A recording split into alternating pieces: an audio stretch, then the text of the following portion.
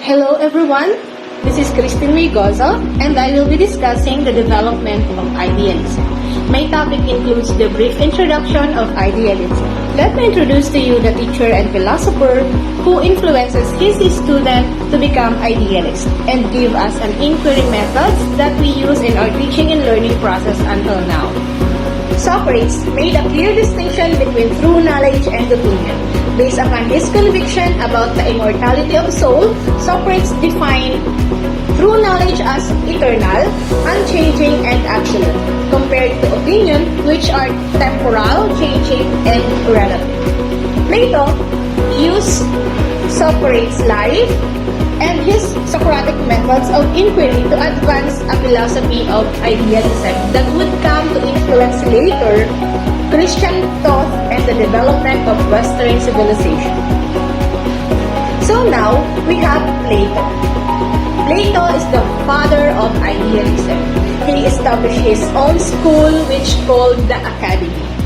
He has also two famous works, namely The Republic and the Dialogue. The Republic is the first book on political science or government and uses the Platonic methods to reason through ideas and justice. In this book, a group decided to create an imaginary city to define what justice looks like. The city is divided into three classes. So first is the ruler who have an understanding of right and wrong. Second is the guardian who protect his city and care for its people. And third is the producer who provide goods and services for the people. In this book, also, Plato introduced the two kinds of world, namely the world of ideas or form and the world of matters. Sound interesting, right? So now, what is idealism according to Plato? Platonic idealism is the theory that the substantive reality around us is only a reflection of a higher truth. He believes that the idea are more real than things. Also, according to Plato, any material object that exists in the world of matter is just the copy of an object that exists in the world of forms.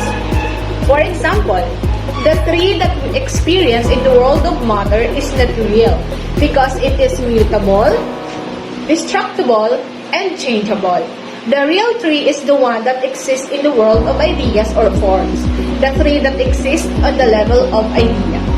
Indeed, our conception of any material object, for example, the tree is the form of those material objects. In other words, the idea of the tree for Plato is the form of the tree, and for him that is the real tree. That was idealism according to Plato. So now, we have the philosopher who born in Tagasi, the small town of North Africa. He was a very powerful figure, and he also known as the Plato of the Middle Ages. He is Saint Augustine, who joined the sector of mannequins, being not contented with the explanation and turned the Greek philosophy into Neoplatonism. Some of St. Augustine's accomplishments are the use of Neoplatonic ideas of meditating, function of the Logos, the cosmic reason or divine world. Incorporated his own theory of knowledge that the ultimate in knowledge is a mystical intuition of the supreme reality which only a few experience.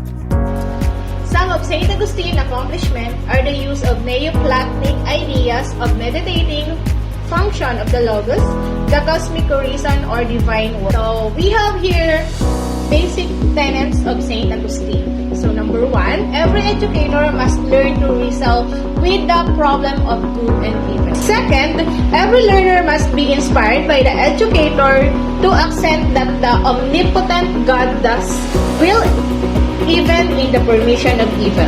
Third, it follows then all people are themselves responsible for their own misfortune. Next, education for moral responsibility. And fifth, every educated must realize that supreme good and evil refer to eternity, not the belief moment of this life.